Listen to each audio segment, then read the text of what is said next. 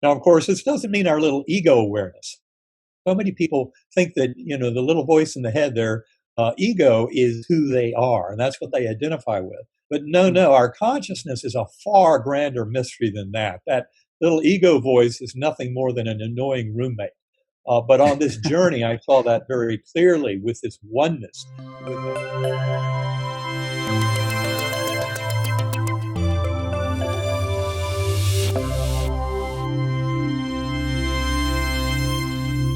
Welcome. This is Mind the Shift. My name is Anders Bolling. My guest today is, in my opinion, probably the most exciting we've had on this podcast. Why?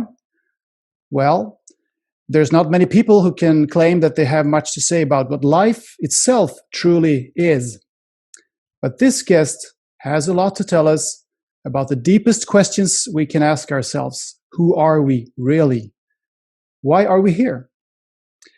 Dr. Eben Alexander was a successful neurosurgeon in Charlottesville, Virginia. When he 12 years ago suddenly contracted an acute illness and had one of the most spectacular near-death experiences documented. His chances of survival were down to 2%, but he recovered, and he has since dedicated his life to tell the world about what he experienced and what he understood. Dr. Eben Alexander, I am truly happy and honored to have you on the show. Welcome. Well, the honor is mine, Anders. Thank you so much for having me on. It's a joy to be here. So, you have, of course, told about your mind-blowing, in the literal sense, mind-blowing experience in your book, Proof of Heaven. And it isn't something that lets itself be explained, be described easily in a few minutes. But I would like you to try anyway, and I know you have done this many times. So for our listeners, it happened back in November 2008, I understand. So what was it that happened? Yes, well, I think it's important to point out that before that illness, I'd spent 54 years of my life honing a very kind of conventional modern scientific worldview. And that basically was the notion of physicalism, that the physical world is all that exists, that somehow we have to explain how the brain creates consciousness or produces it, and that our existence is birth to death and nothing more. And a lot of that had come from my father. He was an academic neurosurgeon, head of a neurosurgical training program, but he was very scientific. And he was also quite religious. He had grown up in his father was a general surgeon, and my dad had a profound belief in God and power of prayer, but he also believed in science tremendously. And so for me, this was a tremendous challenge, what I ended up going through. And the good news, and the reason that my experience is taken so seriously by the scientific community and medical community, has to do with the medical documentation of the damage to my neocortex, which by all of our principles of modern neuroscience should have eliminated all but the most rudimentary forms of consciousness. And yet the story I'm going to tell in just a minute was really one of an extraordinary expansion of my conscious awareness. So inexplicable given the documented damage to my neocortex, which is fortunately available as a medical case report, came out in Journal of Nervous and Mental Disease in September of 2018. And that report was written by 3 doctors who were fascinated by my case, given the degree of my recovery, which really has no explanation in Western medicine. And it documents even more fully than I did in the book, Proof of Heaven, the amount of damage.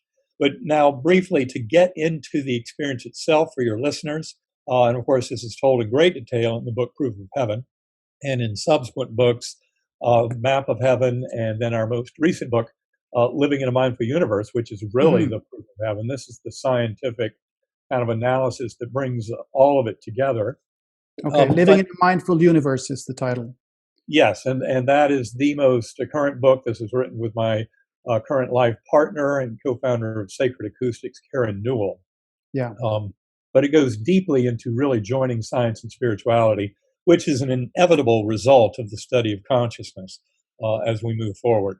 But getting back to my experience, important to point out to people, one of the atypical features of my experience, although most of it is a kind of a powerful kind of super example of an NDE, but one thing of note is that I was amnesic.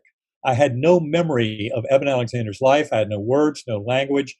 I really went into this journey with a completely empty slate, which in retrospect was very important for many of the lessons that I was to learn from it. And that journey all started in what I call the earthworm's eye view, a very primitive, coarse, unresponsive realm. I was a speck of awareness. I had no body image during any part of this journey. But at that beginning, I remember it seemed to go forever. Of course, I had no memory of any past. And when I describe it, it sounds foreboding. It was kind of dark and subterranean. But I was rescued from that by a slowly spinning white light that came packaged with a perfect musical melody. And that light served as a portal and it ushered me up into this brilliant, ultra real gateway valley, as I call it. It had many earth like features, but also a profound spiritual presence that I'll describe. And in that gateway valley, I was merely a speck of awareness on a butterfly wing. And there were millions of other butterflies, colors beyond the rainbow, all looping and spiraling in vast formations. And we were above this very verdant, fertile valley that was very lush with life, had absolutely no sign of death or decay at all. And in that lovely meadow, there were sparkling waterfalls and crystal blue pools. It was a real paradise. And there were thousands of beings below dancing, lots of joy and mirth. And of course, I had no language at all when all of this occurred. I just had the phenomenal experience, which is what is so sharp and clear in my memories, even to this day, 12 years later. And yet, when I came back to this world, I wrote it all down. And that's where the words come from. But it's important to remember these journeys are very difficult to put into earthly language because they're so extraordinary.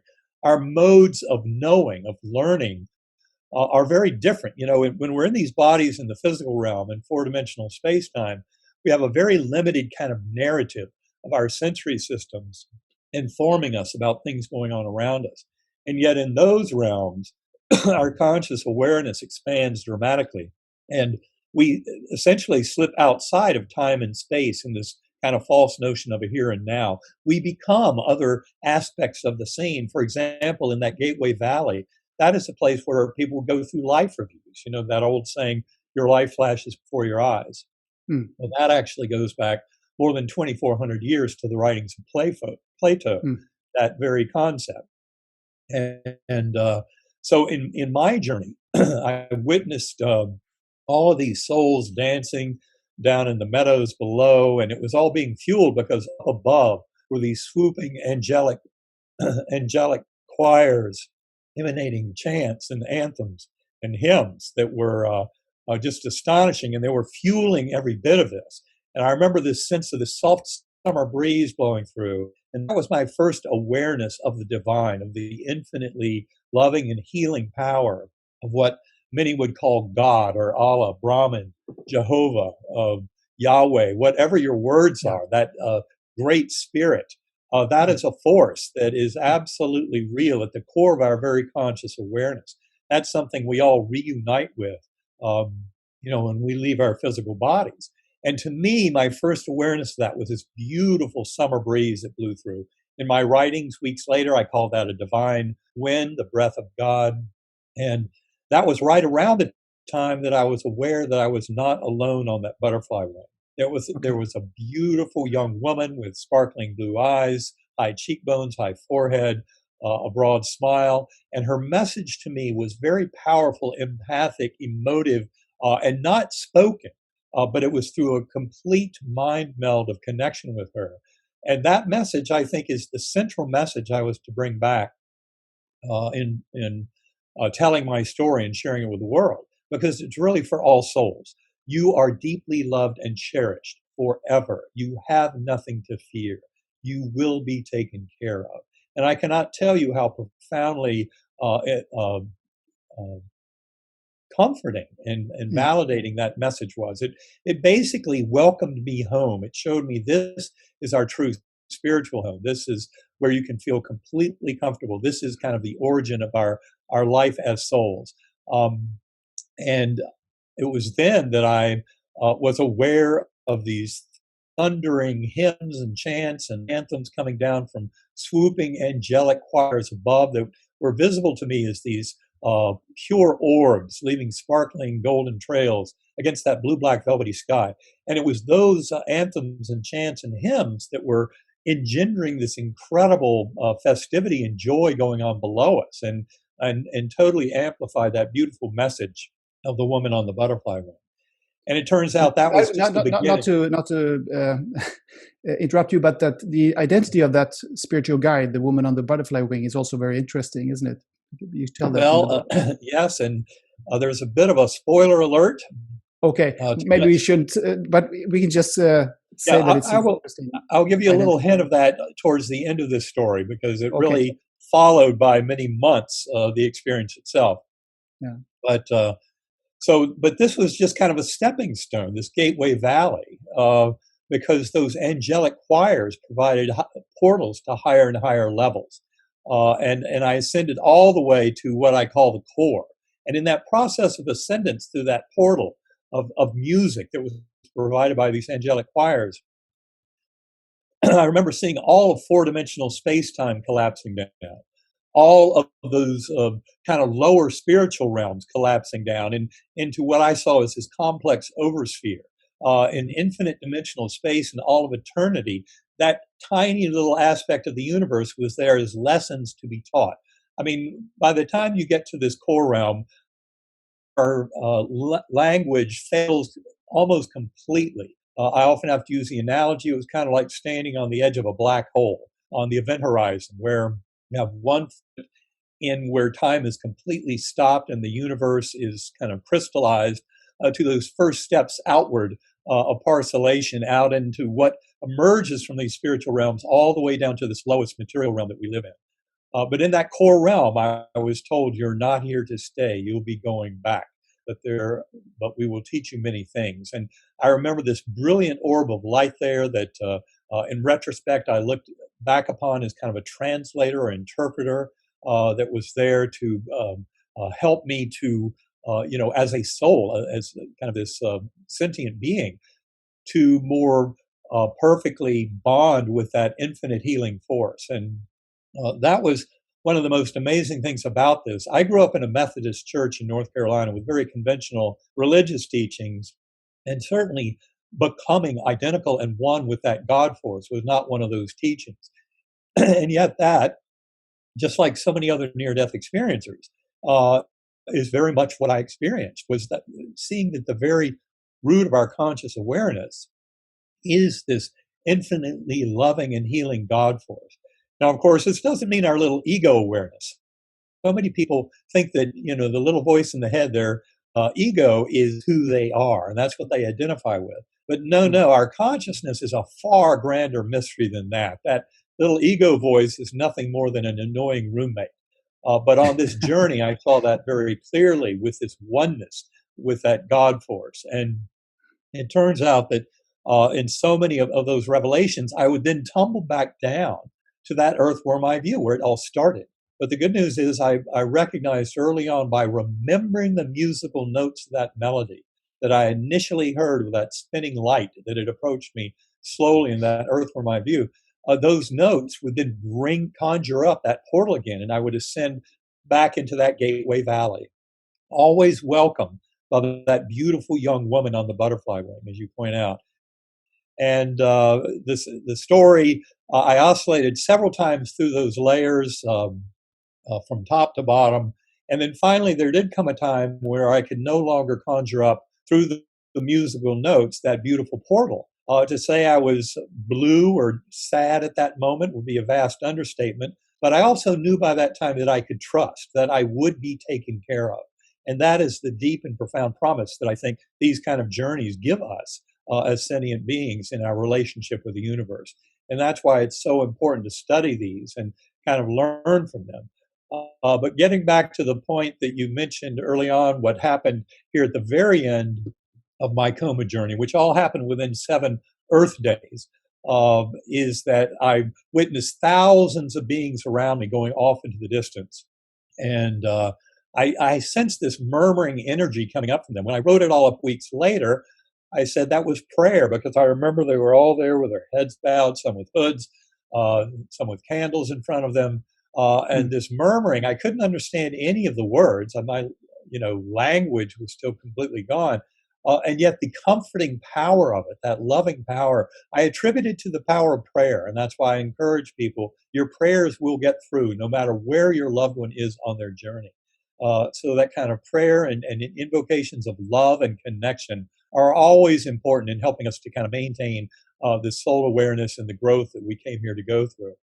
And after seeing all those beings off in the distance, I also saw 6 faces that appeared. These are very crucial because 5 of them were people who were physically present during the last 24 hours of my coma experience.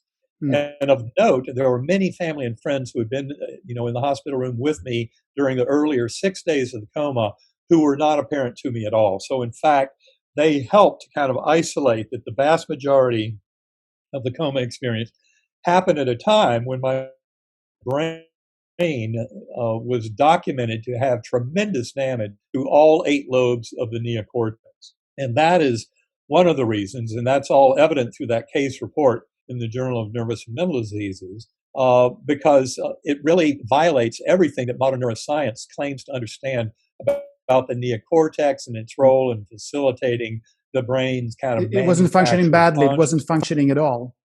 Well, that's pretty much it. The neocortex was off, and that's very well documented through my neurologic exams and through the scans that showed all 8 lobes of my brain affected.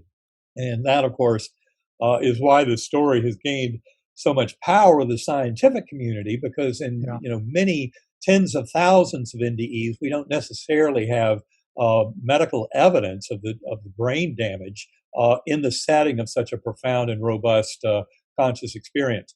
But it turns out that the 6th of those faces that I saw was actually of a 10-year-old boy. And of course, this is all explained in Proof of Heaven. That was day 7 of my coma. As you pointed out, my doctors said I'd gone from a 10% chance of survival at the beginning of that week when I presented to the ER in coma and seizing, to a 2% chance by day 7 of that coma. That's when they held a family conference saying it was time to stop the triple antibiotics I'd been on because it didn't seem to be working. And my Okay. exams were so horrific, they thought there's no way I was going to recover. And at best, with that 2% chance of survival, that would be associated with a month or 2 in a hospital, then a few weeks or months in nursing home, and then death. That's why the doctors recommended stopping antibiotics. They had protected my youngest son, Bond, who was 10 years old at the time, from that news most of the week. But that Sunday morning, he was outside the room and overheard this dire prediction. And that's when he came running down the hall into my ICU bed, opened my eyes, one eye looking over here, one eye looking over there, neither pupil responsive. Those of you in medicine know that's a horrible situation. And I promise you, I did not hear him with my ears or see him with my eyes, but somehow at the far depths of my spiritual existence at that time, far gone from this material world, the message got through. He was pleading with me, Daddy, you're going to be okay. Daddy, you're going to be okay. Daddy, you're going to be okay, as if that would make it so. And of course, I did not understand the words at all. I had no idea who this being was. But for the vast majority of that coma journey, I had always thought it could continue or it could cease. It did not matter. And now, all of a sudden, everything mattered because I could sense in his kind of pleading tone that there was another soul out there that was very dependent on me and my figuring this out and returning to wherever he was. And that was the first truly frightening aspect of the entire journey. Okay. That brought sheer terror to me that, oh my God, I've got to figure this out. And then it was then that I kind of struggled my way back to this world. And in fact, when I first kind of came to alertness in that room, ICU room, with a breathing tube still in, and I was kind of awakening, the doctors were shocked by this. They extubated me, and I didn't even recognize loved ones at the bedside, my mother, my sisters. my sons, I had no idea who these beings were. And language wasn't there yet, although it came back very rapidly. Literally, language came back within a few hours or days, childhood memories within a few weeks, all of my semantic knowledge of neuroscience, of cosmology, physics, every bit of that returned over about 2 months.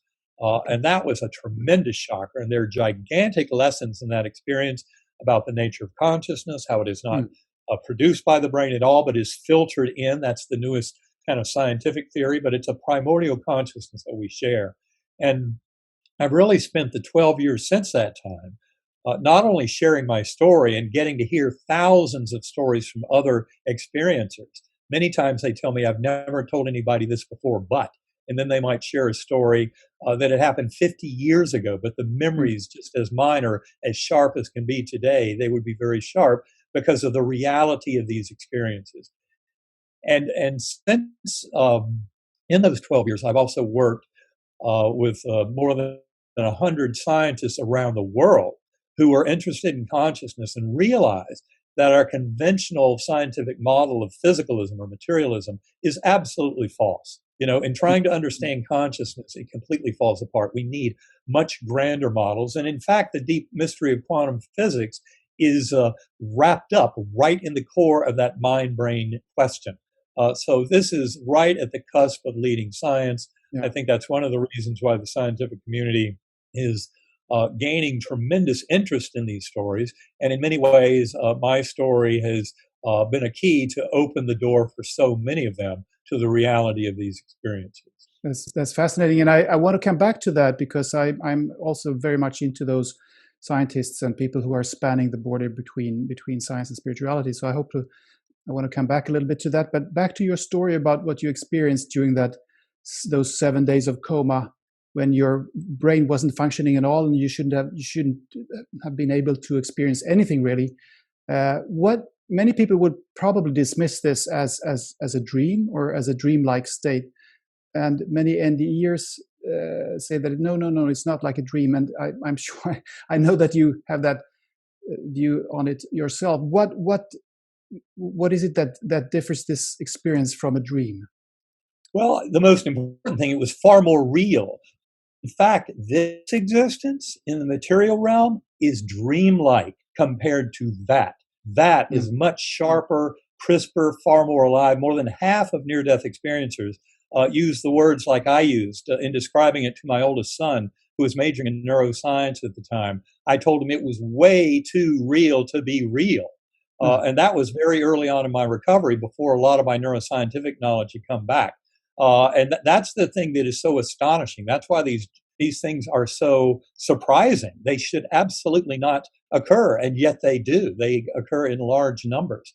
And I think that also brings up another point that it was addressed in that case report. And anybody who wants to look at the case report on my medical records can go to ebenalexander.com, look at my blog postings, and go back to September 2018, the blog posting about that case report. In the third paragraph, you have a link directly to the medical case report itself.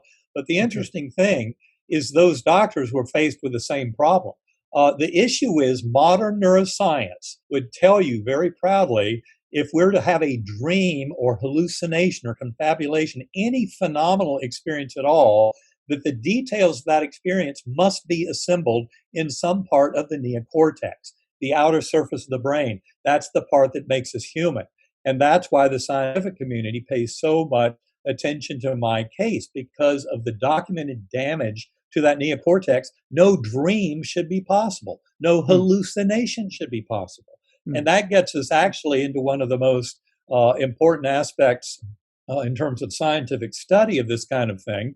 And this is something we go into in detail in our book, Living in a Mindful Universe, but it has to do with functional MRI and magnetoencephalography studies of the brain in people under the influence of psychedelic drugs, especially serotonin 2A drugs like psilocybin, magic mushrooms, LSD, DMT, dimethyltryptamine, the active principle in ayahuasca. These all have common sites of action in the neocortex. And the interesting thing is, if you study the brains of people under the influence of those drugs, and especially those who have more profound phenomenal experiences on those drugs, what you see is the entire brain gets less active. There's no part of the brain that becomes more active. It's a beautiful example of the brain is not the producer of consciousness. In many ways, the brain gets in the way. Those drugs have a way of moving the physical brain and its inhibitory mechanisms out of the way.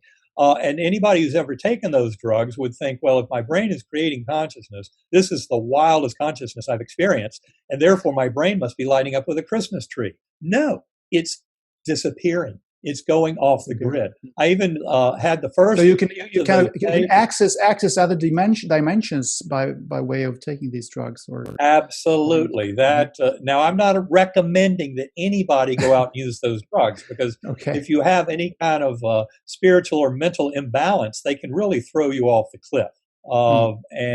So it's important. That's not my point. And in fact, I would steer people who are interested. What I do recommend is meditation, and a very powerful tool to enhance meditation is sacred acoustics. Now, disclosure here, my life partner and the co-author of that third book is the co-founder of Sacred Acoustics. But I wouldn't be a proponent of it if I didn't use it an hour or two a day, and I've been doing that for the last decade or so. I've used Sacred Acoustics binaural beat brain entrainment to get deep back into my coma, back into my NDE, and developed very robust relationships with the various entities, beings, and that profound God. You have actually been able to get back to that realm that you were in.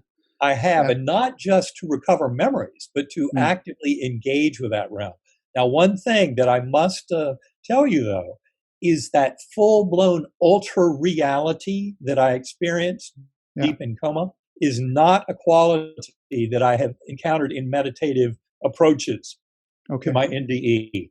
And I keep trying, and maybe someday it'll happen, but it could be that, my brain has to be so completely disengaged as it was in my coma, and maybe I cannot fully duplicate that with binaural beat brain entrainment. But I will point out another objective source about this question is Christopher Bache, B-A-C-H-E. He wrote a book about 20 or so years ago. It's called Dark Night, Early Dawn, and he had a lot of experience with high-dose LSD work for spiritual analysis and spiritual growth. And he also used a more primitive form of binaural beat brain entrainment. And in his book, he actually comes down saying you can make as much, if not more, progress with the sound, with the binaural beat brain entrainment, than you can with the LSD work. So this sacred acoustics is it connected to these so-called solfeggio frequencies, certain frequencies that activate things? I can't explain it myself. I can tell you the thing that makes it different, and this is I'll just explain the binaural beats. And again, in Living in a Mindful Universe, we go into great detail about all this. But in binaural beats were a phenomenon discovered by a Prussian physicist back in the mid-1800s. He found that if you put a pure tone of sound into one ear and a slightly different, say 5 hertz, 4 hertz, 8 hertz, different frequency in the other ear, that somewhere in the brain, you have this wavering sensation that's equal to the arithmetic difference between the two input signals. And it works up to about a difference of 20 to 25 hertz. Beyond that point, the brain loses track of it. But in that very powerful range, 0 to 4 to 8 and 12 hertz, which are brain frequencies that are associated with, dreams and deep dreamless sleep, etc., going down into alpha and theta and delta ranges. Those are kind of the target zone, and those are easily accomplished with binaural beats. Now, people in the 20th century recognized binaural beats could enhance out-of-body experiences, like Robert Monroe demonstrated. Also, people who used remote viewing, that is the ability for psychic spies to discern information at a distance, they found that remote viewing was enhanced with binaural beats.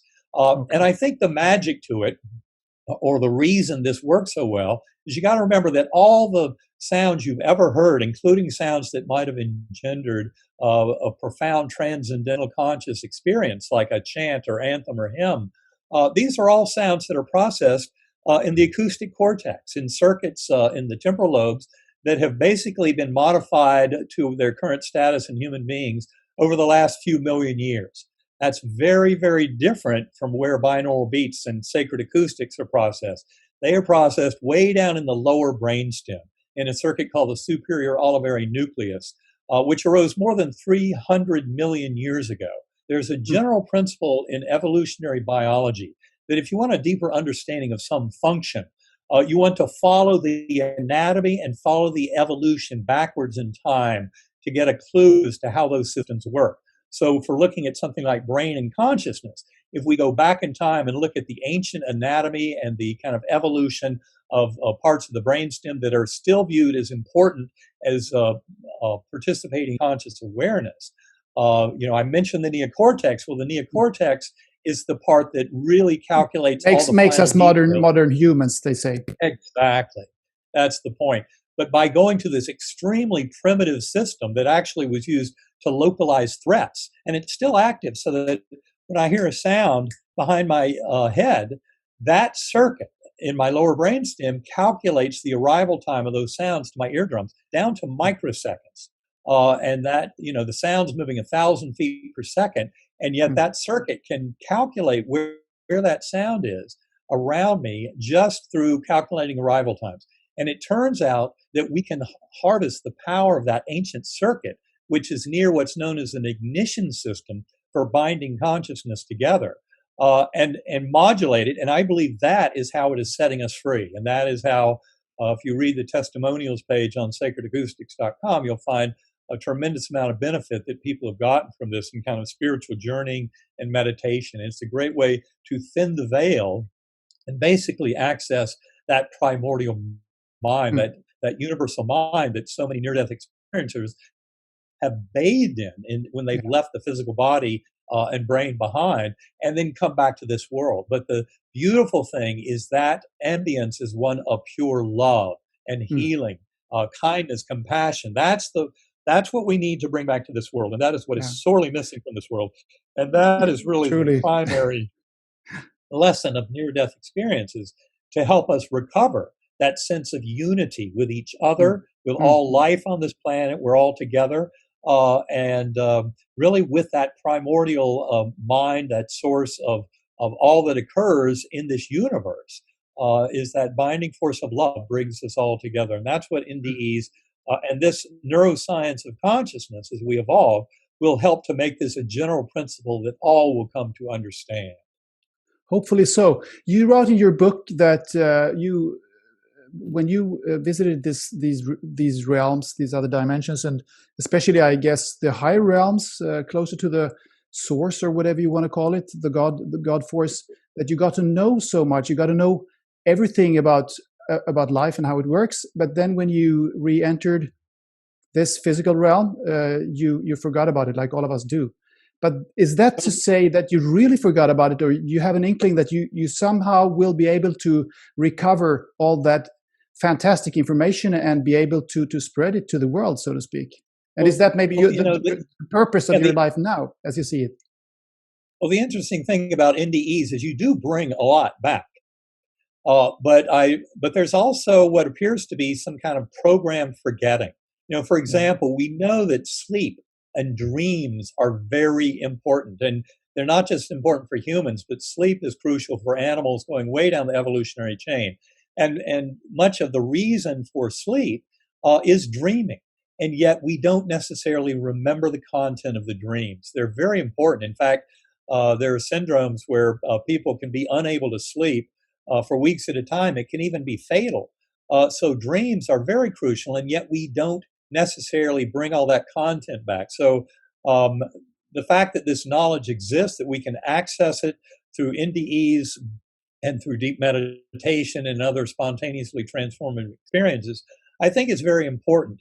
And we should focus more on kind of the lessons we can gain there and bring back to this world. It's one of the reasons why Karen and I have taken this tact as we did in Living in a Mindful Universe, and as she has done with her company, Sacred Acoustics.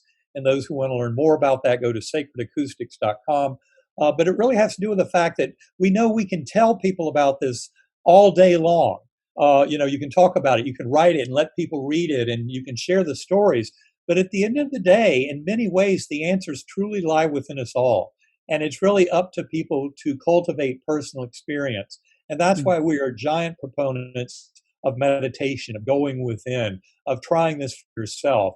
And I think we can all start to bring back tremendous messages. I mean, the most profound message that comes back from the hundreds of thousands of reports of near-death experiences through the literature and on the internet, etc., is really one of love. It's that we're all in this together. In many ways, that life review that I mentioned earlier, your life flashing before your eyes, it's almost like the golden rule is written into the fabric of the universe. Mm. Because in those life reviews, and these go back, as I said, at least 2,400 years to the writings of Plato across all cultures and belief systems. But in the life review, the interesting thing is that you experience it from the kind of emotional perspective of those impacted by your very thoughts and actions. You don't experience it as yourself, quote unquote. Mm. And that's why life reviews can be such powerful teachers because we have one way of looking at things from our ego perspective and when we live our lives, but then when we get to see it in the life review and feel the power, like if we've been busy handing out pain and suffering to others, that doesn't make for a very pleasant life review because in this beautiful light of that God force, and the God force is not doing any judging.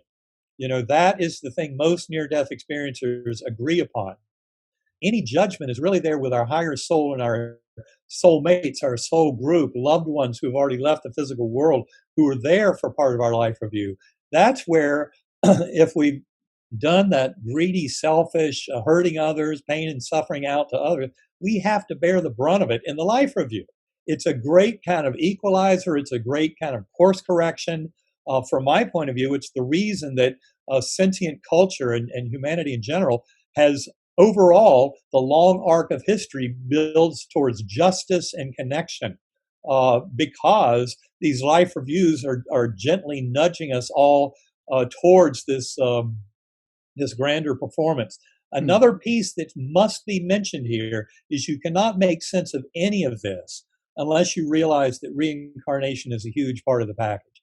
When I Yeah. came back from my journey, and believe me, when I grew up in that Methodist church in North Carolina, reincarnation was absolutely not talked about or allowed. And yet, when I came back from my journey, I knew the only way to explain that infinitely healing, loving, and all knowing God that I had encountered, as so many other NDEers have, was to know that the suffering of innocents like children and animals is only there as part of the group lesson of learning and growing. That was not their soul's one and only pass through this material realm. And I didn't know it at the time, but then my further study after my coma, when I knew reincarnation was real, I found the scientific support for reincarnation is overwhelming. If your audience goes to uvadops.org, University of Virginia Division of Perceptual Studies, scientific group, but right here where I live in Charlottesville, and we're good friends with many of the scientists there. But for the last 6 decades, they have been studying, first under Dr. Ian Stevenson, now under Dr. Jim Tucker, and then there's Ed Kelly, Bruce Grace, and many others involved, scientists who are very skeptical and hardcore scientific, and what they're uncovering is all this incredible evidence of non-local consciousness. And for the reincarnation story, that involves more than 2,500 children where their past memories of past lives have actually been discerned objectively through other means. Mm. And it's such a giant database. When you start reading through it, you realize, no, this is the way all this really works. We need to Yeah. Wow. explain it. It completely violates conventional materialist neuroscience, but that's because conventional materialist neuroscience is completely wrong and Yeah. denies many of these stories. So Well, and then there's the concept of time, of course. You were talking about the life reviews and past lives, but as far as I understood by reading a lot of this and also meditating a bit and trying to wrap my head around what's actually going on, there, time doesn't really exist. And when you are in those realms where you were and all the other NDEs, I understand that the time disappears in a way. Can you explain how that is, how that feels, and do you in some way, when you have come back here on Earth after that experience, can you feel, so to speak, timelessness in the background Yes, even now when you're absolutely. here? Well, I can tell you from a scientific perspective, as someone who studies physics and cosmology, time is one of the, probably next to consciousness, is one of the deepest and most profound kind of non-understood issues going on in our world. As Yeah. much as people think, oh, time, well, it's obvious. We watch the clock, it ticks along, time flows like that. Well, no, it is an absolutely mind-bending and profound mystery. And I would submit that's because time and consciousness are absolutely interrelated in profound ways. Mm. And you cannot understand the passage of time without understanding much more about consciousness. But life reviews, in many ways, show us, because they're not some vague sepia tinted memories. These are sharp, crisp, alive, vibrant. You live them from other people's perspective. This is an absolute going through of events in a very real fashion. It's not just kind of a distant memory. And it's a way of showing us that behind consciousness, as we slip beyond the veil and get into these incredible realms, that time is a very different thing. I call it deep time. Mm. And unfortunately, other people have used the phrase deep time. Maybe I need to call it, primordial time or something like that. But the reality is that there's a deeper stage of time that allows for kind of the evolution of souls, it allows for the evolution of all consciousness. It is not slave to the earth time. That is really just part of the drama. It's part of the stage setting for us to Yeah. live these lives in these physical bodies. And yet there are far And that deeper was actually aspects of understood time. already in the 20s by Einstein and others in practice. I mean, well, Absolutely. Well, people that's didn't a good understand it at point. the time, but I mean, he said those things, that this is the time that we are talking about here on Earth is just a physical thing. Right. Well, it's amazing you tell that story. We reiterate that story in our book, Living in a Mindful Universe. You'll find I love Einstein, so I quote him a lot. But we tell that story of his friend Michel Besso, who had whose family had helped him get into the Zurich Polytechnic Institute way back when he was a young lad, having trouble to make his way in academics. And Michel Besso's family helped him do that, and also Michel worked with him. In fact, he was the sounding board when Einstein wrote his paper on special relativity. Fast forward to the 1950s, when Besso died a few months before Albert Einstein died. That's when Einstein said that famous quote, and I'm paraphrasing, but it was something like, well, a friend is gone a little bit before me, but that is no problem. Those of us who understand physics realize that past, present, and future are cleverly wrought illusions. Yeah. You're exactly right. Einstein was making it crystal clear Mm. that time was one of the deepest mysteries, and it remains so today. I will tell you, in the physics community, there's tremendous interest in trying to get a better handle on what time actually is and represents, and how it works. But from my point of view, given the very deep and primordial relationship of consciousness itself with reality, I believe the only way for us to come to a deeper understanding of time is with a much deeper understanding of the nature of consciousness and this relationship between brain and mind. Mm. Well, did you go back to working as a neuroscience after you had your experience, or have you skipped that? Well, yes. It turns out the work I was doing before my coma, when I went into coma, I was working at the Focused Ultrasound Surgery Foundation in Charlottesville. And that is a group that promotes a very powerful medical technology. It uses ultrasound energy for therapeutic effect. And I'm still enamored with that technology. I still support it.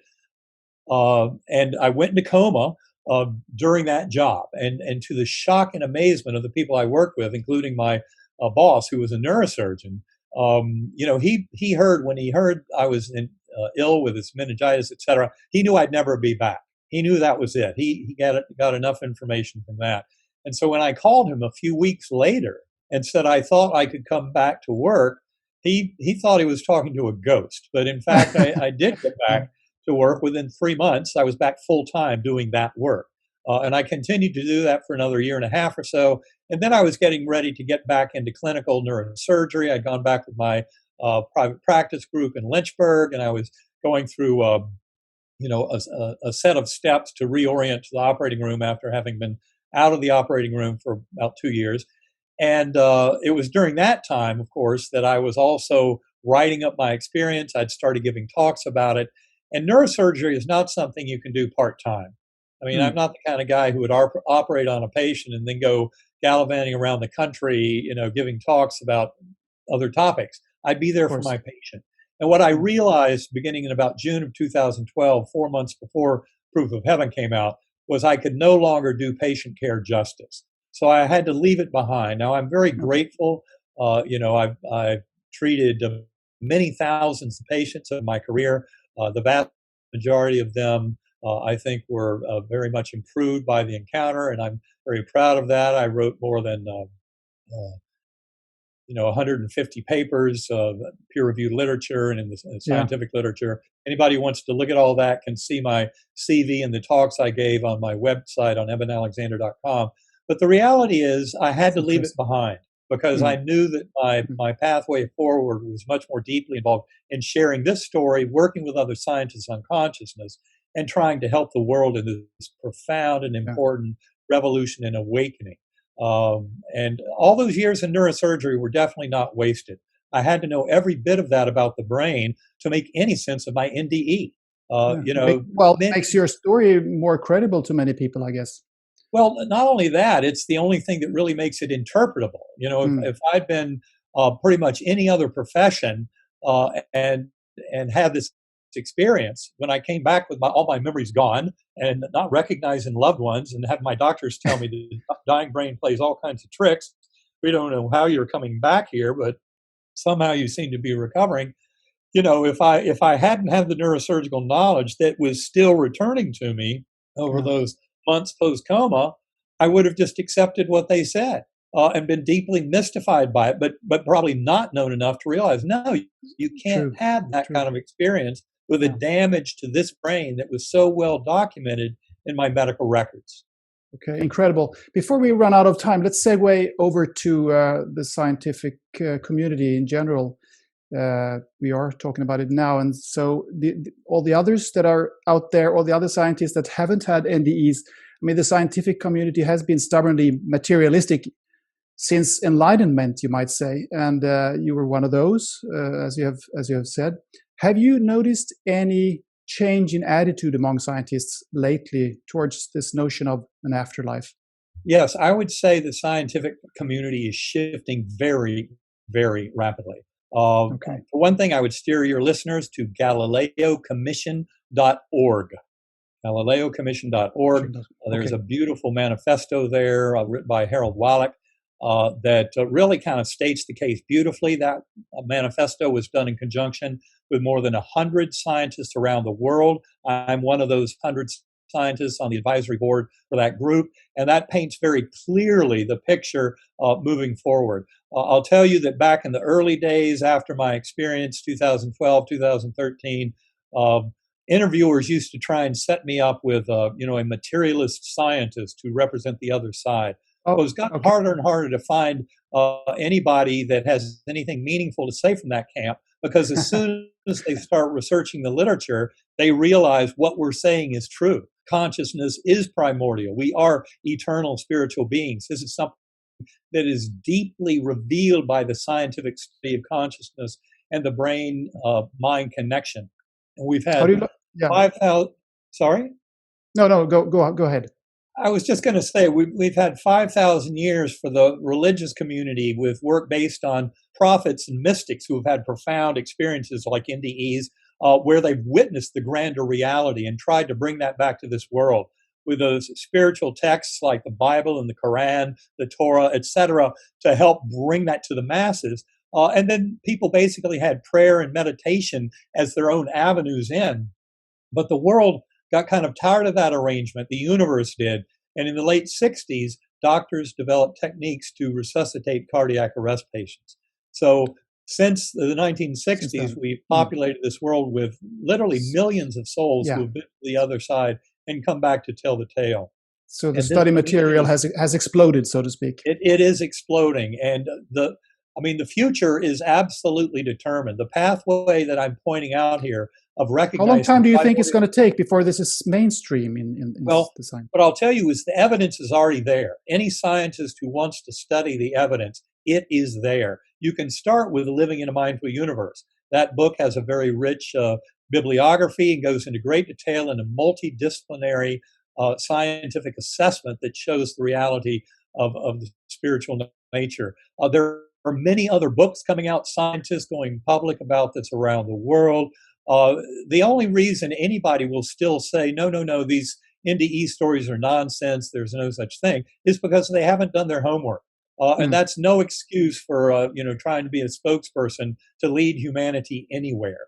mm, And this really is inevitable, and it's good news for all of humanity because ultimately the deepest lesson is that we're all in this together. We're bound together through the force of love that is so apparent to those having had an NDE or other spiritually transformative experience.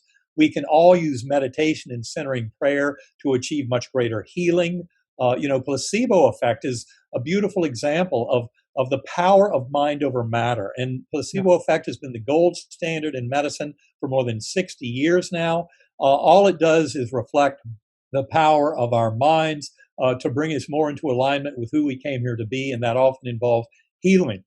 Healing of physical, mental, emotional healing is always basically at its root spiritual healing. And this bigger, grander view of self and of our powers, the power of prayer to influence our health, is just the beginning of how we can make this world a far better place. And in essence, it's really time for humanity to realize, climate change is the biggest problem we have, and it's our problem. We've created it. 1 million species are a threat of extinction. All you have to do is look at the United States. The whole western part of the country is on fire now. It's unprecedented. The hurricanes, we're approaching, W, the last hurricane name. And then we go to the Greek alphabet. That only happened one time before in 2005. Climate change is absolutely stunningly, shockingly, frighteningly real. We must take the bull by the horns, take responsibility. As human beings, we owe it not just to ourselves, but to all life on this fragile planet. We need to get rid of our addiction to fossil fuels. We need to stop choking the world on plastics. We need to treat animals with respect. They're a deep part of the spiritual essence of all of reality. It's time for Homo sapiens to truly, finally become wise. Because, in fact, when I look at Homo sapiens now and I see the warring and conflict, I see all those million species threatened with extinction, I see one of the dumbest forms of life possible, and it's threatening to destroy this beautiful planet that is the miracle of billions of years of evolution. It's an absolute crime what humanity is doing to this world. It's high time we woke up, and that's what I believe this huge awakening is all about. Mm. Fantastic, beautiful. Dr. Eben Alexander, again, 1,000 thanks for joining us, and good luck with the beautiful task of spreading your insights. Well, thank you very much, Anders, for sharing this with the world, for getting it out there. You're doing your part, and that is a great service too. So thank you very much.